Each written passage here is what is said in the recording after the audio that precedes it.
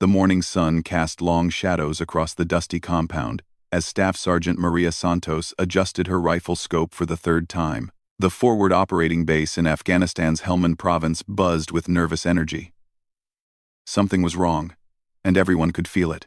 "Santos, get over here," called Master Chief Petty Officer Jake Morrison from the command tent. His weathered face showed the kind of concern that made even seasoned SEALs pay attention. Maria had worked with Morrison's team for 6 months now, providing sniper support for their operations.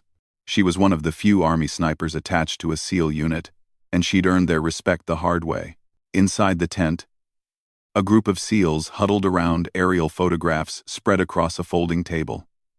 The images showed a village about 12 miles northeast of their position. Red circles marked several buildings, and Maria could see the tension in the men's faces. "We've got a problem," Morrison began without his usual small talk. "3 of our reconnaissance teams have gone silent in the past 2 weeks. All in this area." He pointed to the circled buildings. "Local intel suggests there's a sniper team operating out of there. Not just any team. These guys are professionals." Petty Officer First Class Tommy Rivera, one of Morrison's most experienced operators, leaned forward. "Chief, we've sent in our best. Alpha team went dark 4 days ago. Bravo team made contact yesterday morning, then nothing. Charlie team." He paused, running a hand through his hair. "Charlie team was wiped out completely. We found their bodies this morning."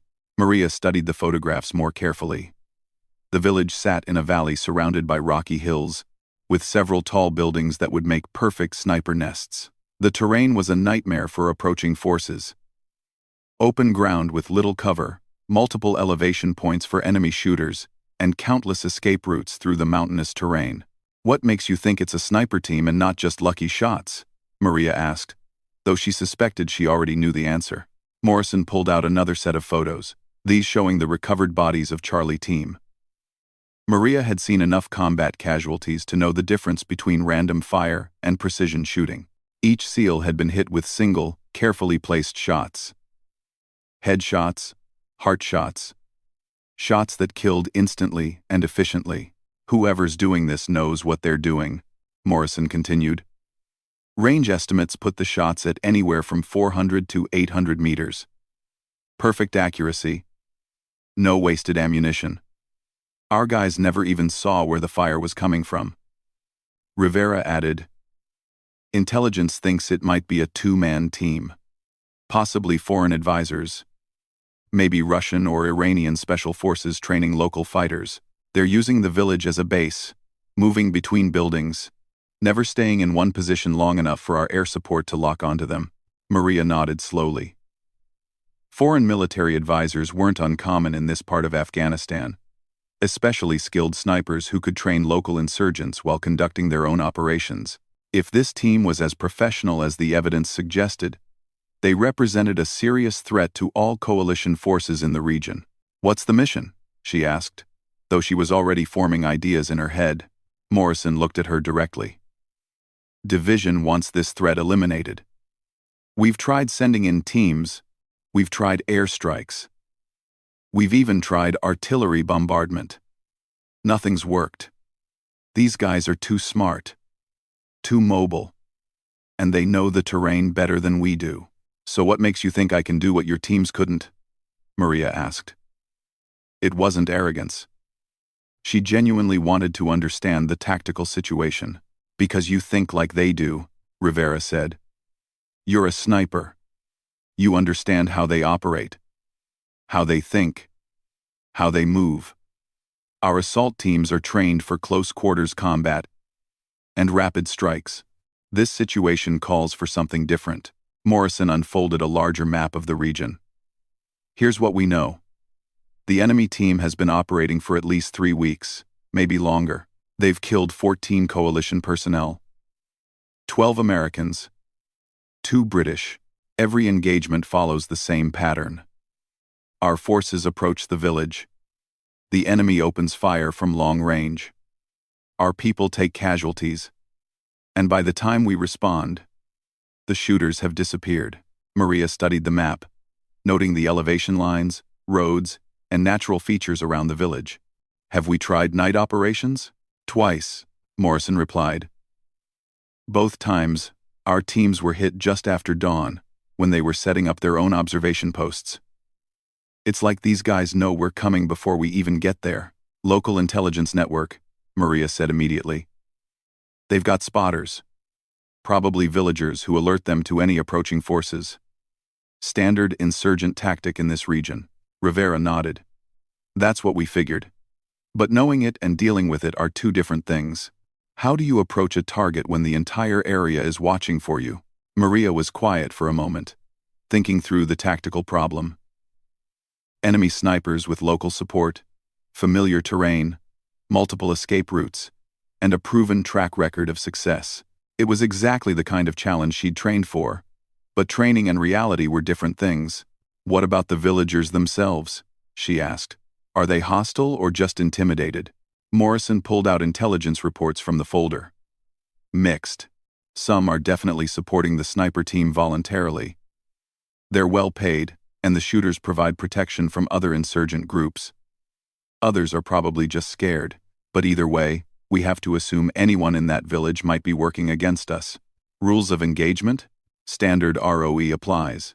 Positive identification required before engaging any targets. But Maria, these enemy snipers are designated high-value targets. Command has authorized lethal force with minimal restrictions. Maria understood. In sniper operations, the rules were often more flexible than in regular infantry engagements. Enemy snipers represented such a significant threat that they were treated almost like artillery pieces. Legitimate military targets that could be engaged whenever identified. Rivera spread out additional photographs, showing the village from different angles. We've been watching this place with drones for the past week. The enemy team is definitely operating out of these buildings, here, and here. He pointed to 3 structures. But they never stay in one place long enough for an airstrike, and they're too well positioned for a ground assault. What about their equipment? Maria asked. Any intelligence on what they're using? Morrison consulted his notes. Based on the accuracy and range of their shots, probably high-end rifles, possibly 300 Winchester Magnum, or 338 Lapua Magnum, definitely not standard AK-47 or improvised weapons. These guys have professional equipment. Maria nodded. Professional equipment meant professional training, which meant she was dealing with real military snipers, not just insurgents who'd gotten lucky with a few shots. I'll need to see the terrain personally before I make any recommendations, she said finally. And I'll need detailed intelligence on their patterns. When they move. Where they've been spotted. What triggers their relocations? Already arranged, Morrison said, pulling out another folder. We've got a helicopter reconnaissance flight scheduled for this afternoon. You'll get a full overview of the area, and our intelligence officer will brief you on everything we know about their movements. Rivera looked at her seriously. Maria, I've got to be straight with you. This isn't a normal sniper mission. These guys have killed some of our best people. Charlie team included 2 snipers of their own, good ones. If you go after these targets, you need to understand that you'll be going up against professionals who won't make the same mistakes as regular insurgents. I understand, Maria replied. But that also means they'll be following professional patterns. Professional snipers are predictable in some ways. They follow doctrine, they use established techniques, they rely on proven methods. Sometimes that can be used against them. Morrison smiled for the first time during the briefing. That's exactly what I was hoping you'd say. Command is giving us 48 hours to come up with a plan. After that, they're considering more drastic measures, maybe leveling the entire village with airstrikes.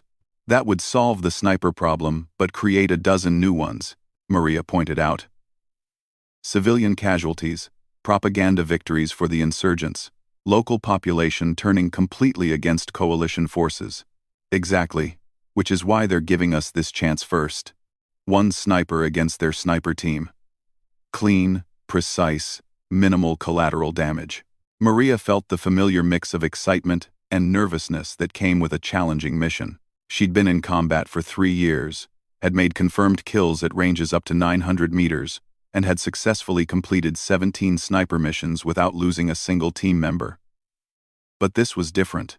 This time, she was the hunter and the hunted simultaneously. "I'll need a spotter," she said. "Someone who knows the area and can help coordinate with your teams if things go wrong." Morrison nodded toward Rivera. Tommy volunteered. "He's got the most experience in this region, and he's worked with snipers before." Rivera grinned. "Besides, somebody's got to watch your back while you're looking through that scope." Raid. Maria appreciated the confidence, but she also understood the reality of the situation. If her mission failed, it wouldn't just mean her own death. It would mean the enemy sniper team would continue killing coalition personnel, and command would likely resort to the airstrikes that would destroy the village and everyone in it. "All right," she said finally. "Let's go see what we're dealing with." The helicopter reconnaissance flight that afternoon confirmed Maria's initial assessment.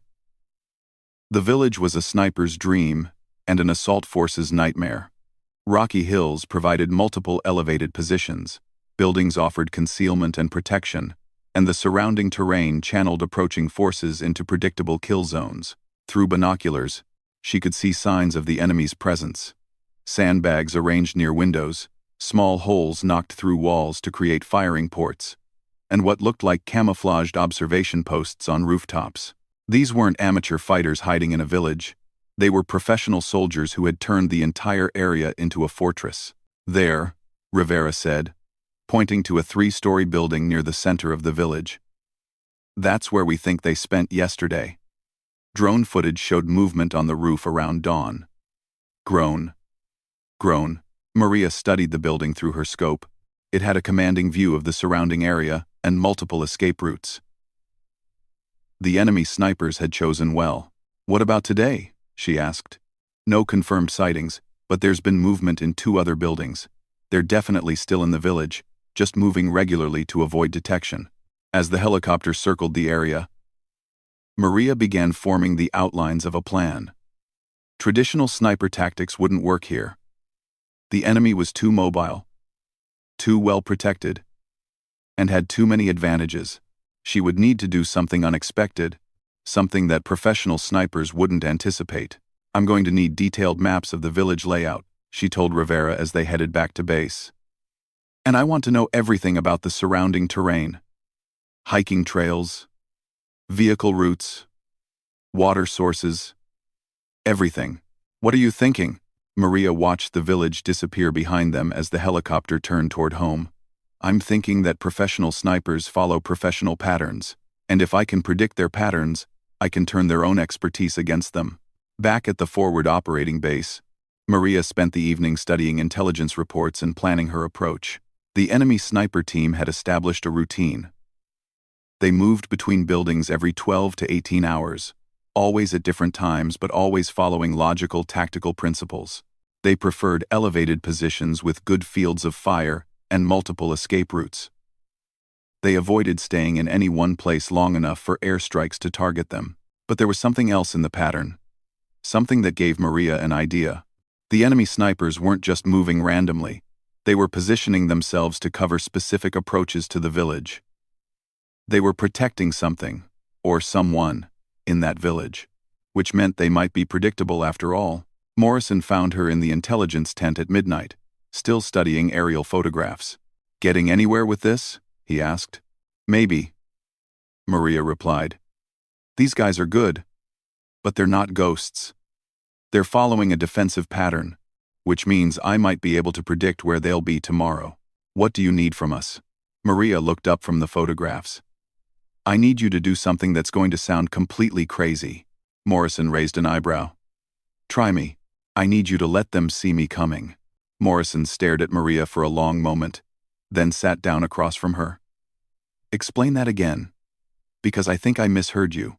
"The enemy sniper team has been successful because they've been fighting on their terms," Maria said, pointing to the photographs spread across the table. "They pick the time, Owen. They pick the place. They pick the engagement range. Every team we've sent in has played by their rules. Their rules. Their rules, so you want to walk into their kill zone? That doesn't sound like changing the rules to me." Maria shook her head. I want them to think I'm walking into their kill zone, but I'll actually be setting up my own. She pulled out a topographical map of the region surrounding the village. Look at this terrain feature here, about 2 miles south of the village. It's a ridge line with good concealment and multiple firing positions. Rivera joined them, carrying a cup of coffee and looking curious about their midnight planning session. What's the thinking, Santos? Professional snipers are predictable because they follow doctrine, Maria explained. They prefer elevated positions. They like long-range engagements. And they always position themselves to cover likely approach routes. If I can make them think I'm approaching from one direction, they'll position themselves to intercept me. But if I'm actually approaching from a completely different direction, Morrison was starting to understand. You use their own positioning against them. But that requires knowing exactly where they'll be, which we don't. Actually, we do, Maria said, pulling out the movement pattern analysis she'd been working on. Look at their positions over the past week. Every time they relocate, they choose buildings that cover the most likely approach routes for coalition forces. They're not just hiding, they're actively defending the village. She traced her finger across the map. Ground vehicles would approach from the east, along this road. Helicopter insertions would most likely happen in this area to the south, where the terrain is suitable for landing. Foot patrols would probably come from the west, using the ridgeline for concealment. Rivera studied the map. And they've positioned themselves to cover all those approaches at one time or another. Exactly. But there's one approach they haven't covered, because it's tactically unsound for a normal military unit. Maria pointed to an area north of the village where the terrain was extremely rough and mountainous. Nobody would bring a team through there because it's too difficult, too slow, and offers too many opportunities for ambush. Morrison nodded slowly. But a single sniper could make that approach. Quote, more than that, Maria continued, a sniper approaching from the north could position herself here, on this ridgeline, with a clear view of the village and a range of about 600 meters to most of the buildings the enemy team uses. 600 meters is well within your engagement range, Rivera observed.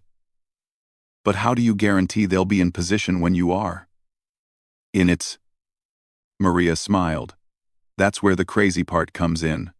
I need you to conduct a fake assault on the village, something obvious enough that their spotters will see it coming and report it to the sniper team. Morrison leaned back in his chair. You want us to use ourselves as bait? Not exactly. I want you to stage an approach that looks real, but gives you plenty of room to withdraw if things go wrong. The enemy snipers will position themselves to cover your most likely assault routes, but while they're focused on your team, I'll already be in position to engage them from a direction they're not watching. Rivera was quiet for a moment, thinking through the tactical implications.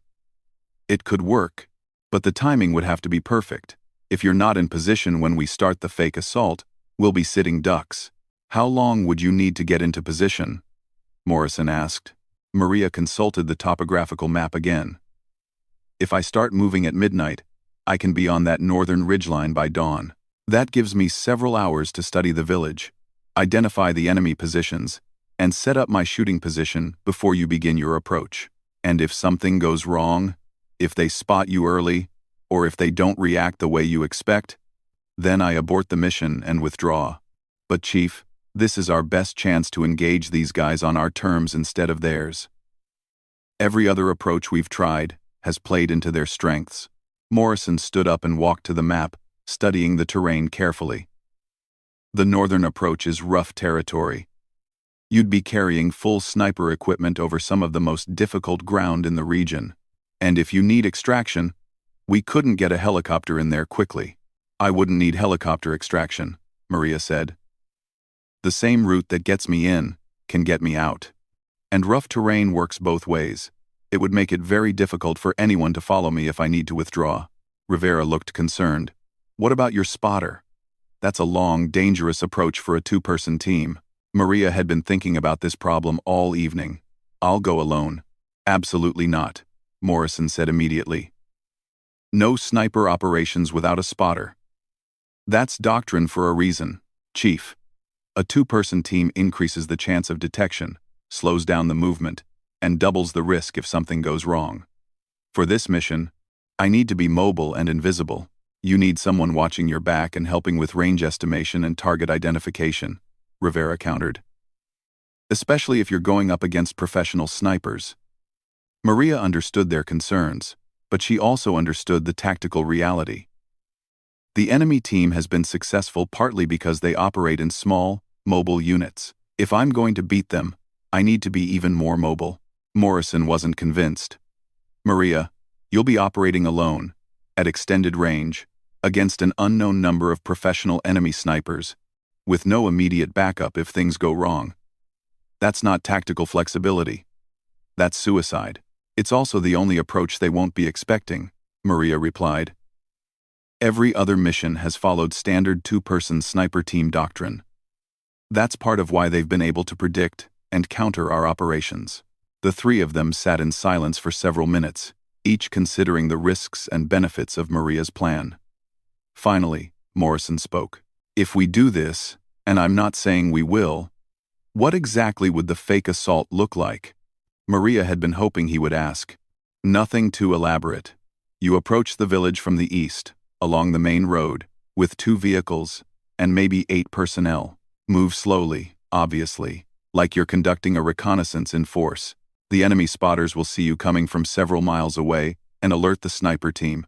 And then, the snipers will position themselves to engage your vehicles when you reach their optimum firing range, probably around 800 to 1,000 meters from the village. Based on their previous patterns, they'll most likely use the 3-story building in the center of the village and the water tower on the eastern edge. Rivera nodded. Both positions would give them good fields of fire toward the eastern approach. Right. And while they're setting up to engage your team, I'll have a clear shot at both positions from the northern ridgeline. Maria traced the firing angles on the map.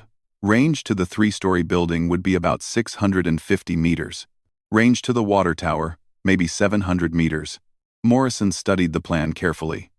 When your team opens fire, we immediately withdraw? Yes. Fast and obvious, like you're taking casualties and pulling back. The enemy snipers will think they've won another engagement, and they'll start planning their next move to a different building. But they won't be expecting a follow-up engagement from a completely different direction. What if they have more than 2 snipers? Rivera asked.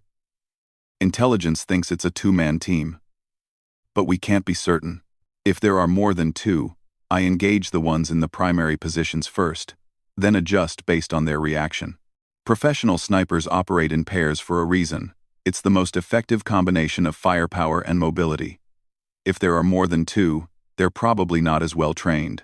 Morrison was quiet for a long time, considering all the variables. Finally, he looked at Maria directly. This plan depends on everything going exactly right. If the enemy team doesn't position themselves where you expect, if they spot your approach, if they have backup we don't know about, if your equipment malfunctions, if the weather changes, any one of a dozen things could turn this into a disaster. Chief, every sniper mission depends on things going right. But this plan plays to our strengths, instead of theirs. It puts me in a position where I can engage them before they know I'm there. Rivera looked at the map again. How confident are you about the range estimates? 600 to 700 meters is a long shot, especially if you're shooting alone without a spotter to help with wind calculations. Maria had been thinking about this aspect all evening. I've made confirmed kills at those ranges before. And the northern ridgeline would put me above the village, shooting downward, which simplifies some of the ballistic calculations. What about ammunition? How many rounds would you carry? 20 rounds of .300 Winchester Magnum, match grade. If I can't solve this problem with 20 rounds, more ammunition won't help. Morrison stood up again and walked around the tent, thinking through all the tactical considerations. Maria, I need you to understand something. If this plan fails, if you're killed or captured, Command will immediately authorize airstrikes on that village. Every person in that village will die, including any civilians who might be there against their will. I understand the stakes, Chief. Do you? Because this isn't just about eliminating an enemy sniper team. This is about preventing a much larger tragedy. If you fail, a lot of innocent people will pay the price. Maria felt the weight of responsibility settle on her shoulders. She'd always understood that her missions had consequences beyond the immediate tactical situation, but Morrison was making it clear that this operation would determine the fate of everyone in that village. "I won't fail," she said quietly. Morrison studied her face for a moment, then nodded. "All right. We'll present the plan to command in the morning. If they approve it, we'll execute tomorrow night." Rivera gathered up the maps and photographs.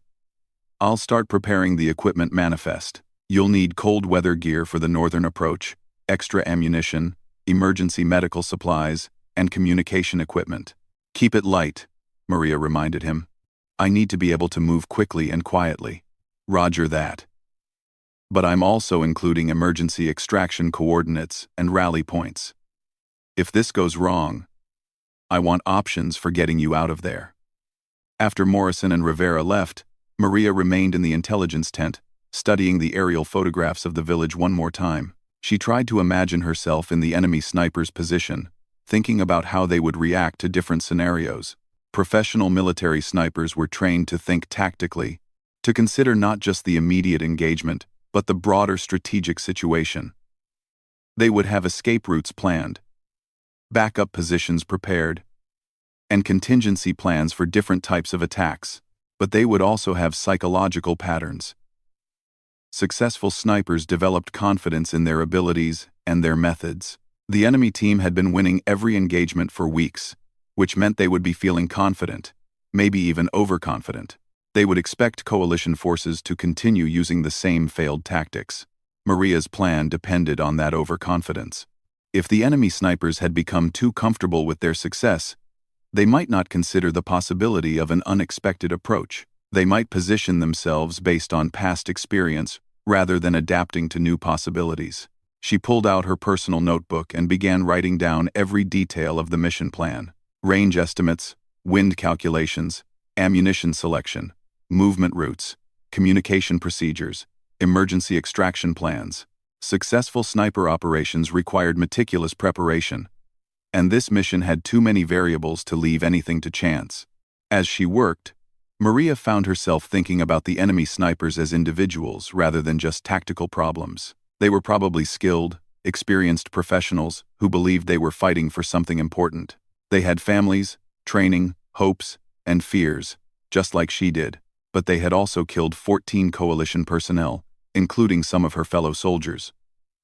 In war, individual humanity sometimes had to be set aside in favor of military necessity. Maria's job was to eliminate threats to friendly forces, and the enemy sniper team represented one of the most significant threats in the region. She closed the notebook and gathered her equipment. Tomorrow would bring the final briefing, equipment preparation, and mission launch. Tonight, she needed rest and mental preparation for what could be the most challenging engagement of her military career. Outside the tent, the forward operating base was quiet except for the usual sounds of generators, radio chatter, and guards walking their posts. Maria looked toward the northeast, where the enemy village lay hidden in the darkness beyond the mountains. Somewhere out there, the enemy snipers were probably making their own preparations, cleaning their weapons, studying their own maps, planning their next engagement.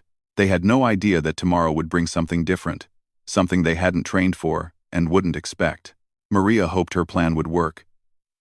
But even if it didn't, she was determined to change the tactical dynamic that had favored the enemy for too long. One way or another, tomorrow would be the day the unstoppable enemy sniper team finally met their match. The morning briefing went better than expected. Command approved Maria's plan, with only minor modifications, and Morrison's fake assault was authorized as a supporting operation.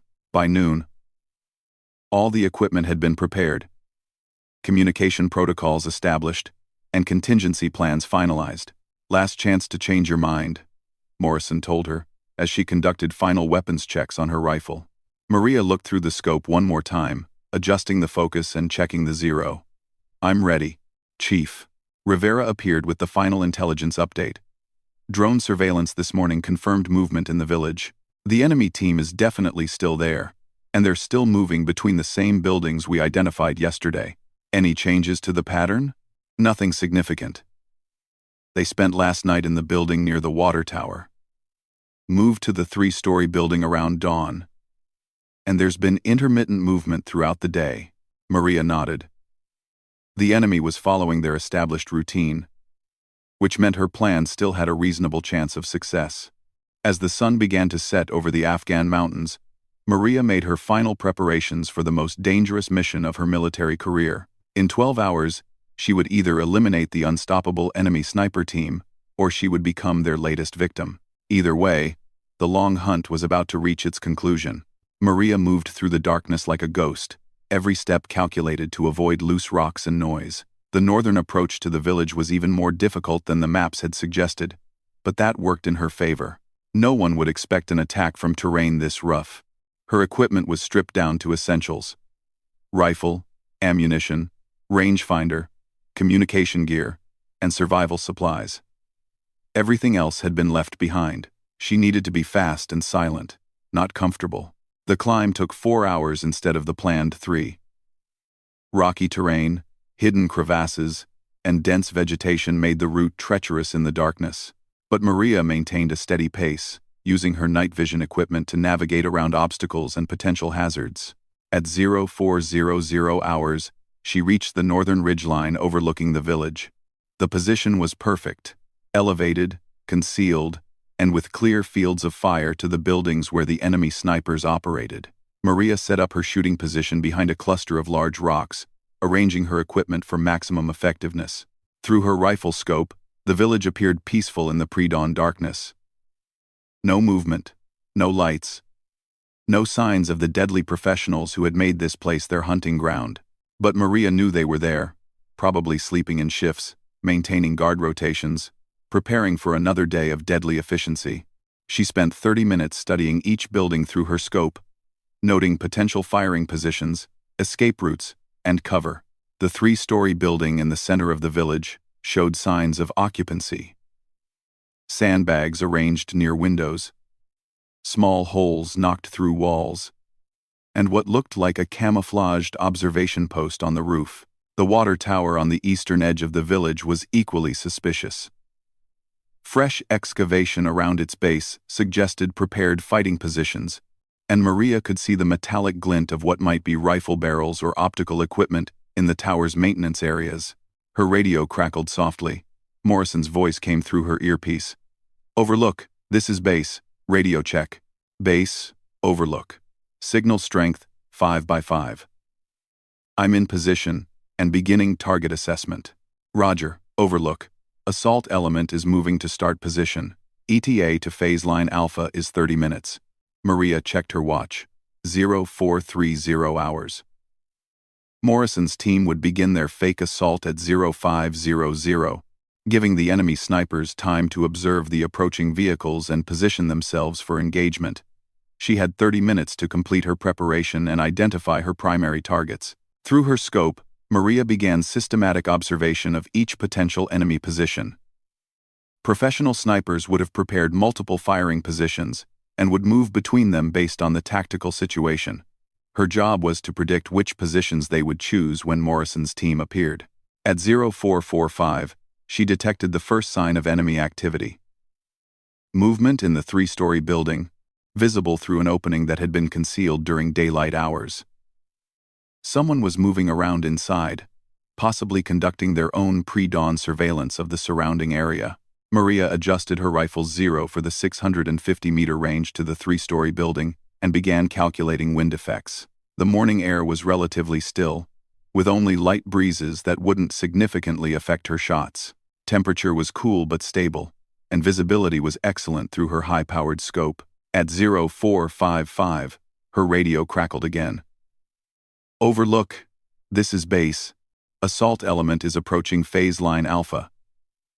Beginning approach to contact in 5 minutes. Roger. Base. I have visual on possible enemy activity in Building 1. No confirmed targets yet. Understood. Maintain observation and wait for enemy positioning before engaging. Maria controlled her breathing and settled into her shooting position. She had trained for situations exactly like this. Long-range precision shooting against professional targets who would shoot back if given the chance. But training and combat were different things, especially when the enemy had already proven they could kill America's best special operations personnel. Through her scope, she watched Morrison's vehicles appear on the eastern road leading to the village. They moved slowly, obviously, exactly as planned. Anyone watching from the village would see them coming from several miles away. The enemy reaction was immediate. Movement in both the three-story building and the water tower. Figures moving quickly, to predetermined positions. Maria smiled grimly. The enemy snipers were following exactly the pattern she had predicted. A figure appeared at a window in the three-story building, and Maria could see the distinctive outline of a sniper rifle. Range: 650 meters. Wind: minimal. Target: confirmed enemy sniper preparing to engage friendly forces. At the water tower, another figure moved into position on the maintenance platform. This shooter also carried what was clearly a precision rifle, and was positioning himself to cover Morrison's approach route. Base: this is Overlook. I have 2 confirmed enemy snipers in position. Building 1, 3rd floor, north-facing window. Water tower, maintenance platform, east side. Both targets are preparing to engage your approach. Roger, Overlook. Continue approach as planned. Engage enemy targets when ready. Maria centered her crosshairs on the sniper in the 3-story building. The figure was partially concealed behind sandbags, but enough of the target was visible for a killing shot. She controlled her breathing, settled the rifle firmly against her shoulder, and began her final firing sequence. Range: 650 meters. Target: enemy sniper. Upper chest area. Wind: negligible. Breathing: controlled. Trigger pressure: steady increase. The rifle fired with a sharp crack that echoed across the mountains. Through her scope, Maria saw her target jerk backward and disappear behind the sandbags. First target eliminated, she immediately shifted to the water tower, where the second sniper was still positioning himself for a shot at Morrison's vehicles. This target was more challenging. Partially concealed by the tower's structure and at a slightly longer range, the second enemy sniper had heard her first shot and was now moving, trying to locate the source of fire while maintaining his own firing position. Maria led the moving target slightly and fired again. The second shot took the enemy sniper in the head, dropping him instantly. Through her scope, she could see his rifle fall from the tower platform to the ground below. Base: Overlook. 2 confirmed kills, primary enemy positions neutralized. But even as she spoke, Maria saw movement in a third building she hadn't identified as an enemy position. Another figure with a rifle, moving quickly to a window that would give him a shot at Morrison's vehicles. Base: additional enemy position. Building 3, 2nd floor. I'm engaging. The third target was already aiming toward Morrison's team. Maria had only seconds before this enemy sniper opened fire on the vehicles. She acquired the target quickly, calculated the 700-meter range, and fired without her usual deliberate preparation. The shot was rushed, but accurate. The third enemy sniper dropped backward from the window and didn't reappear. Morrison's voice came through her radio. Outstanding shooting, Overlook. We're withdrawing as planned. Any additional enemy activity? Maria maintained observation of the village, scanning for any other threats. Negative, base. No additional enemy movement detected. All primary targets appear neutralized. Roger. Maintain overwatch while we complete withdrawal. For the next 10 minutes, Maria continued scanning the village through her scope, looking for any sign that the enemy sniper team had additional members or backup forces. The village remained quiet, except for the normal activities of civilian villagers who were probably just waking up to discover what had happened during the night. Finally, Morrison's voice came through her radio again. Overlook, base. We're clear of the engagement area. Confirm enemy status. Maria took one final look through her scope at each position where she had engaged targets. No movement, no signs of life. No indication that any of the enemy snipers had survived. Base. Overlook. 3 confirmed enemy kills. No signs of additional enemy activity. The sniper team has been eliminated. Outstanding work, Overlook. Begin withdrawal to extraction point Alpha. Maria began packing her equipment, but she moved carefully and maintained constant vigilance. Eliminating the primary enemy sniper team didn't mean the area was completely safe. There could be other hostile forces in the region. Or the dead snipers could have had backup support she hadn't detected. The withdrawal took longer than the approach, because Maria needed to be even more careful about avoiding detection. Enemy reinforcements might already be moving toward the village, and her escape route would be compromised if anyone spotted her leaving the northern ridgeline. But the difficult terrain that had made her approach challenging also made it nearly impossible for anyone to follow her. By the time any enemy forces reached the village and discovered what had happened, Maria was already miles away, moving through mountainous terrain that would take hours to search effectively. At 0800 hours, she reached the extraction point where Morrison and Rivera were waiting with a helicopter. As she climbed aboard, Morrison handed her a thermos of hot coffee and a congratulatory smile. 12 minutes, he said. From first shot to third target eliminated. 12 minutes to solve a problem that had stumped Special Operations Forces for 3 weeks. Maria was too exhausted for celebration, but she felt a deep satisfaction at having completed the mission successfully. Just glad it worked out. Those were good shooters we went up against. Rivera looked at her with something approaching awe. Maria. Those enemy snipers had killed 14 coalition personnel. Some of our best people, and you took out all 3 of them in 12 minutes, shooting alone, at extended range, without taking a single casualty. It was a good plan, Maria said simply. And good intelligence. And maybe a little luck. It was exceptional marksmanship and tactical thinking, Morrison corrected. Command is already talking about recommending you for a Silver Star. As the helicopter flew back toward base, Maria looked out at the Afghan landscape passing below. Somewhere back there, the village was probably dealing with the aftermath of the morning's engagement.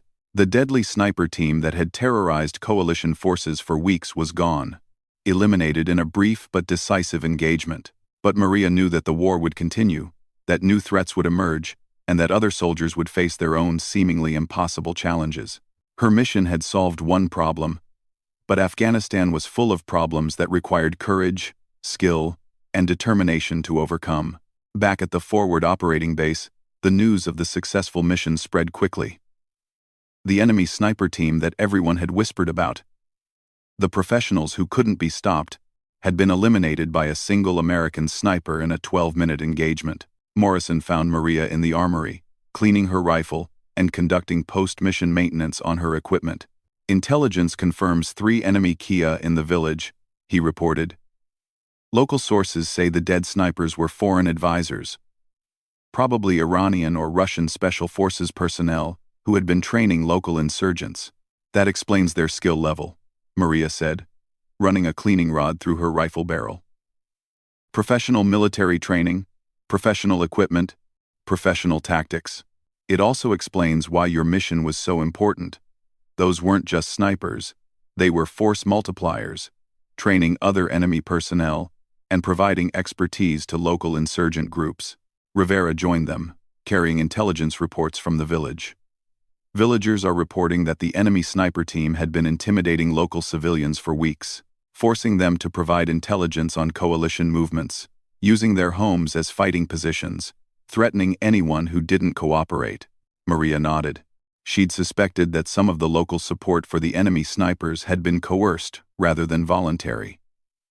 Professional military advisors often used intimidation and threats to secure cooperation from civilian populations. What's the situation in the village now? She asked. Peaceful, Morrison replied. Local elders are already reaching out to coalition forces, expressing willingness to cooperate on security issues. Without the enemy snipers, there's no one forcing the villagers to stay hostile. Maria felt a sense of completion that went beyond the tactical success of her mission. Eliminating the enemy sniper team had not only removed a threat to coalition forces, but had also freed a village from intimidation and coercion. So what's next? she asked. Morrison smiled. Next, you're going on leave. And after that? After that, we'll probably have another impossible problem that needs solving. Seems like that's what you specialize in. Maria finished cleaning her rifle and locked it in the armory. She thought about the morning's engagement, about the split-second decisions and precision shooting that had ended a 3-week nightmare for coalition forces in the region. Professional snipers were trained to think tactically, to adapt to changing circumstances, and to overcome seemingly impossible challenges. But sometimes, professional training and equipment weren't enough. Sometimes, success required something more. The willingness to take risks, to think creatively, and to execute under pressure. The enemy sniper team had been good, maybe even exceptional, but they had become comfortable with their success, predictable in their excellence, and overconfident in their abilities. They had forgotten that in war, adaptability and innovation often trumped pure skill. Maria walked across the base toward her quarters, thinking about the lessons learned from the mission. Every engagement taught something new about tactics, equipment, or human nature. This mission had taught her that even the most professional enemies could be defeated if you were willing to fight them on your terms rather than theirs. Behind her, Morrison and Rivera were already planning the next operation, studying maps and intelligence reports for the next threat that would need to be addressed. The war in Afghanistan continued, full of challenges that would test the skills and courage of American personnel. But for now, at least in this small corner of the country, the threat had been eliminated. The enemy sniper team that couldn't be stopped had been stopped, definitively and permanently, by an American sniper who refused to accept that any target was truly unstoppable. The legend of the untouchable enemy snipers was over. The legend of the American soldier who eliminated them in 12 minutes was just beginning. As Maria reached her quarters, she could already hear other soldiers talking about the mission, about the impossible shots, and the tactical innovation that had solved an seemingly unsolvable problem. But she knew the truth was simpler than the emerging legend.